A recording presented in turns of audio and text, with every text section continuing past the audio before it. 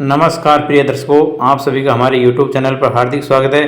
दोस्तों, आज मैं लेकर हाजिर हूँ नया वीडियो, नई जानकारी। इस वीडियो में आप देखेंगे कि तीतर ने खरगोश को बताया कि किस श्राप की वजह से पति पत्नी में हमेशा लड़ाई झगड़ा चलता रहता है, अर्थात उनमें संतुष्टि कभी नहीं होती है। प्रिय दर्शकों, आप सभी ने देखा होगा कि चाहे बुढ़ापा आ जाए लेकिन पति पत्नियों में कलह, थोड़ा बहुत झगड़ा, नोक झोंक चलती ही रहती है। ये किस ऋषि के श्राप की वजह से ऐसा हुआ है, इस वीडियो में आपको पूरी जानकारी मिलेगी। जो भी दर्शक मित्रगण चैनल पर नए जुड़े हो, चैनल को सब्सक्राइब करें और बेल आइकन को प्रेस कर ले।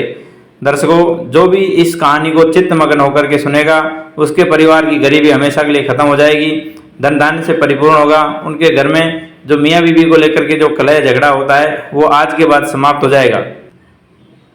अब मैं कहानी शुरू करता हूँ। प्रिय दर्शकों, बहुत समय पहले की बात है कि एक जंगल में एक तीतर और एक खरगोश रहा करते थे। दोनों बहुत अच्छे दोस्त थे। एक दिन खरगोश तीतर से कहने लगा कि हे भाई, मेरी गृहस्थी में तो सुख चैन नहीं है, आए दिन लड़ाई झगड़ा हुआ करता है। आप कोई उपाय बताइए ताकि हमारी जिंदगी तबाह होने से बच जाए।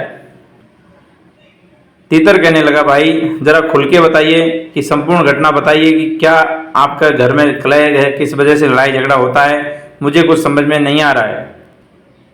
जब खरगोश की पूरी बात तीतर ने सुन लिया तो तीतर उसको कहता है कि हे भाई, इस संसार में ऐसा कोई भी नहीं है जो संतुष्ट हो, अर्थात पति पत्नी में हमेशा संतुष्ट नहीं रह सकते।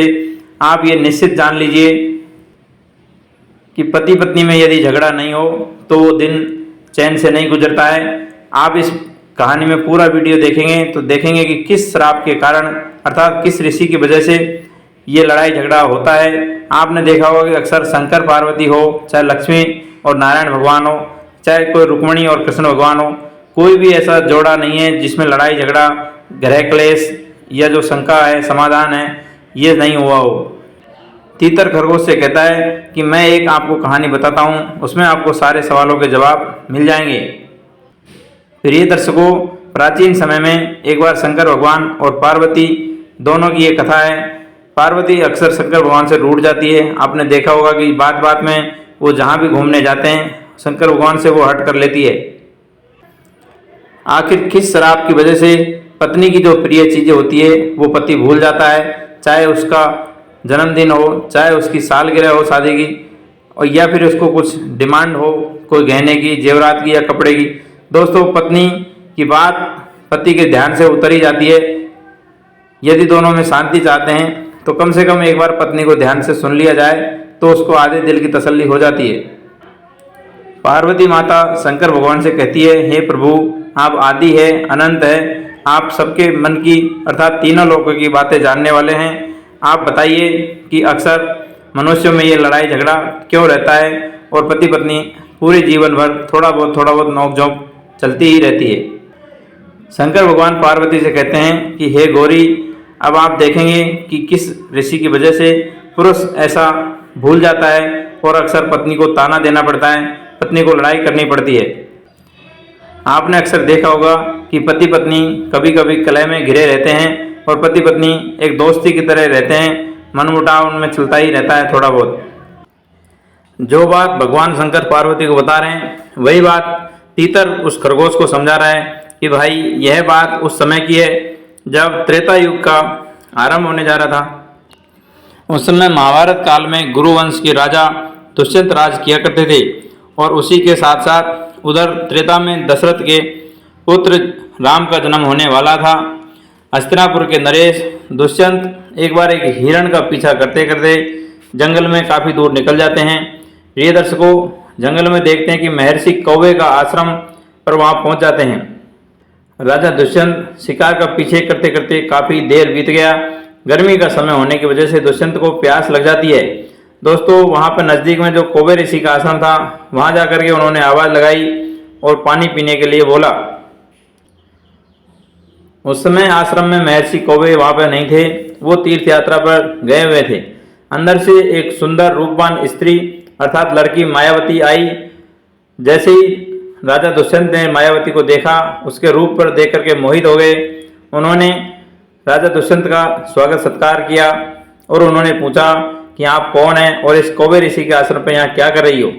प्रिय दर्शकों, वो युवती कहती है कि हे राजन, मैं कौवे ऋषि की पुत्री हूँ।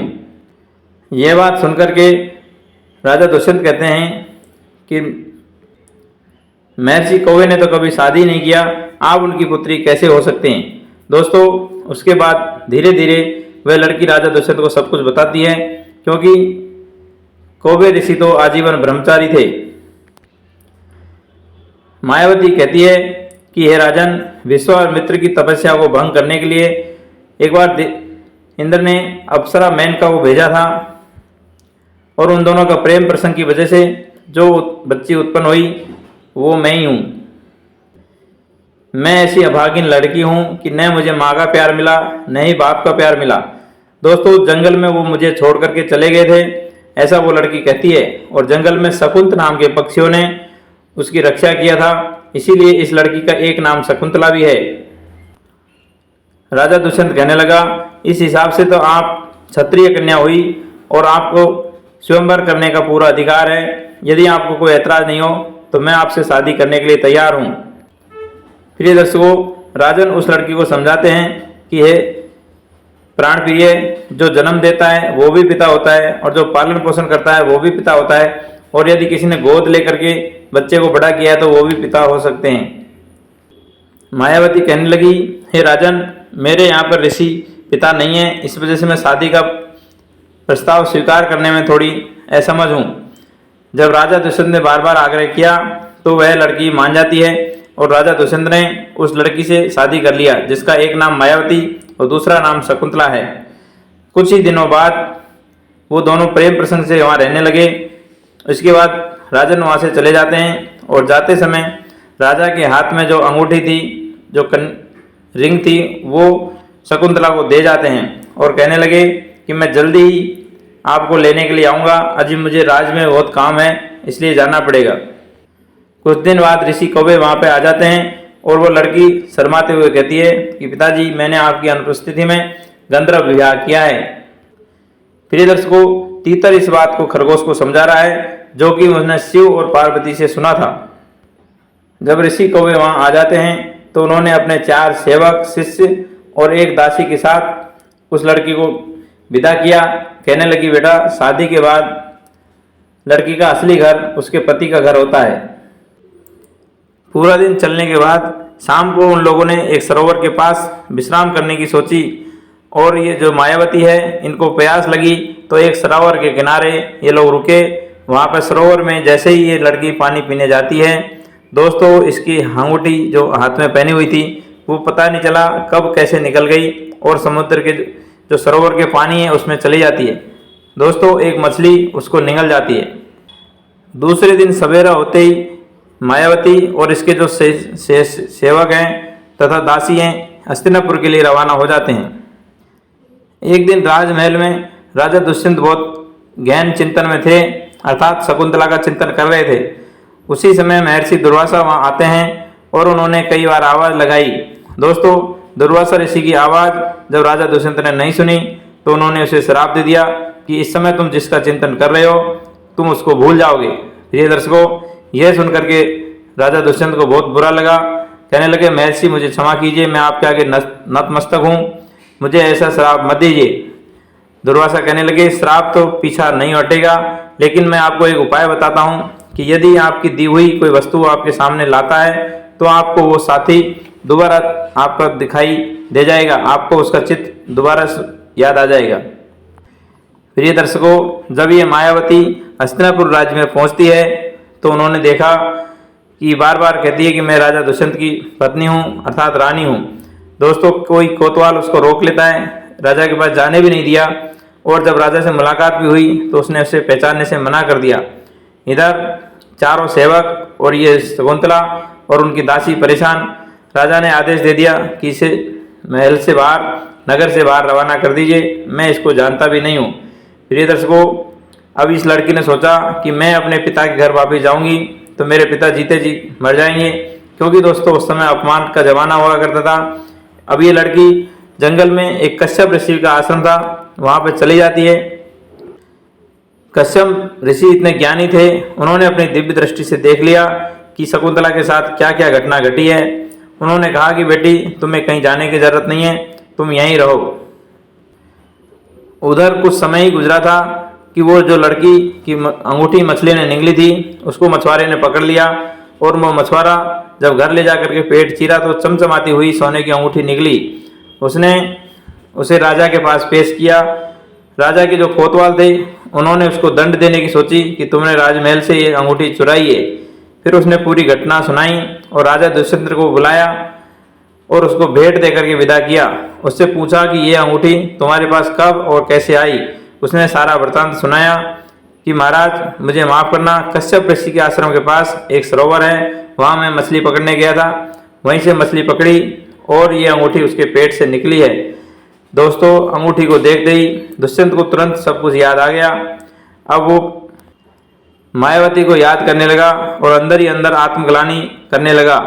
अब जंगल जंगल भटकने लगा कि उसकी जो पत्नी है शकुंतला, जिसका एक नाम मायावती भी है, वो कहाँ मिलेगी और कब मिलेगी। प्रिय दर्शकों, इधर देवताओं और दानवों का युद्ध शुरू हो जाता है। देवताओं के दानवों के युद्ध में दधीचि ऋषि का हड्डियों से बनाया हुआ वज्र और इंद्र और साथ में जामवंत को भी बुलाया गया और दुष्यंत को भी विमान से बुलाया गया। दोस्तों, काफी दिन युद्ध चलने के बाद दानवों को पराजित कर दिया गया और राजा दुष्यंत को विमान देकर के भेंट देकर के विदा किया और वो हस्तिनापुर वापस चले आए। लेकिन उनका हस्तिनापुर में मन नहीं लग रहा था। वो बार बार जंगल जंगल भटक रहे थे कि कहाँ उनकी शकुंतला मिलेगी, क्योंकि दोस्तों यह सब दुर्वासा ऋषि के प्रभाव की वजह से हुआ था। एक बार ये अपने विमान में बैठे बैठे जा रहे थे, उन्होंने देखा कि जंगल में एक बच्चा 4-6 साल का छोटा बच्चा जो 4 शेरों ने घेर रखा है और वो लड़का निर्भीक रूप से निडर रूप से वहाँ खड़ा है। दोस्तों, जैसे ही राजा दुष्यंत ने उस लड़के को देखा, अपना विमान नीचे उतार के ले आए और उस बच्चे के करीब जाने की सोच रहे थे। दोस्तों, यह लड़का कश्यप ऋषि के आश्रम में रह करके पला बड़ा था, तो उन्होंने इसके हाथ में दाहिनी बाजू में एक काला धागा बांध रखा था और उसको इस तरह से अभिमंत्रित किया था कि इस लड़के को कोई भी पुरुष जो इसके पिता के अलावा हो, कोई स्पर्श करेगा तो वह जल करके भस्म हो जाएगा, उसको सांप डस लेगा। दोस्तों, जैसे ही राजा दुष्यंत उस लड़के के नजीक जाने लगे, वहाँ पर दासियाँ आई, कहने लगी महाराज इसको हाथ नहीं लगाना, नहीं तो अनर्थ हो जाएगा। प्रिय दर्शकों, क्योंकि राजा दुष्यंत ने यह सोचा कि ऐसा तो हो ही नहीं सकता, उसने सोचा कि मैं ज़रूर से ज़रूर इसके पास जाऊंगा और धीरे धीरे करके उसके पास गया और उसको गोद में उठा लिया, क्योंकि बहुत प्यारा बालक था जिस 4 शेरों के बीच में निडर होकर के खड़ा था। दोस्तों, काला धागा गिर करके नीचे टूट गया और यह माजरा जब दासियों ने देखा तो तुरंत जाकर के शकुंतला को बताया, मायावती को बताया। दोस्तों, उनको मालूम था सभी को कि उसके पिता के अलावा इसे कोई छू नहीं सकता है। उन्होंने यह खुशखबरी रानी शकुंतला को दिया। राजा दुष्यंत ने कश्यप ऋषि से क्षमा प्रार्थना किया और सारी कथा सुनाई। कहने लगे महाराज माफ़ कीजिए, मैं मेरी पत्नी को और मेरे पुत्र को अंगीकार करता हूँ, स्वीकार करता हूँ। दोस्तों, कालांतर में राजा भरत बड़ा होकर के प्रतापी राजा बना और राजा दुष्यंत और शकुंतला की दोनों की पति पत्नी की पूरी जिंदगी चली। आपने देखा होगा कि कालिदास ने अभिज्ञान शाकुंतलम नाम से एक जो उपन्यास लिखा है, जो इनकी प्रेम भरी जीवनी है। राजा दुष्यंत शकुंतला को तथा इनके बेटे को कश्यप ऋषि का आशीर्वाद लेकर के विदा करा के ले आते हैं और वो अब प्रेम पूर्वक रहने लगे। राजा दुष्यंत अपनी पत्नी से कहते हैं कि पत्नियां अर्थात औरतें हमेशा ही भावुक होती है, उनके अंदर सहन शक्ति ज़्यादा होती है, लेकिन आदमी लोग, पति लोग हमेशा भूल जाते हैं, क्योंकि इनको दुर्वासा ऋषि का दिया हुआ श्राप है, जो इनका पत्नियों की प्रिय चीज़ भूल जाते हैं, इनका जन्मदिन भूल जाते हैं, इनकी शादी की सालगिरह भूल जाते हैं। कहा जाता है कि पति पत्नी को हमेशा सुख दुख में साथ देना चाहिए। जो भी पति पत्नी मिलकर साथ में बैठ के पूजा करते हैं, उनको किसी बात का भय नहीं होता है और मृत्यु के बाद स्वर्ग को प्राप्ति करते हैं। दर्शकों, इस वीडियो में आपने देखा कि किस श्राप की वजह से, अर्थात दुर्वासा ऋषि की श्राप की वजह से, जो कि राजा दुष्यंत को दिया था, उसी श्राप की वजह से मनुष्य लोग आज भी अपनी पत्नी का कहा हुआ भूल जाते हैं, उनका हर वचन वादा भूल जाते हैं, कि उनको आज कहीं ले जाना है, कहीं पार्टी में जाना हो, शादी में जाना हो, मार्केट में जाना हो। दोस्तों आशा करते हैं कि ये कहानी आपको अच्छी लगी होगी। मिलते हैं नेक्स्ट वीडियो में। सभी को राधे राधे, जय श्री कृष्णा।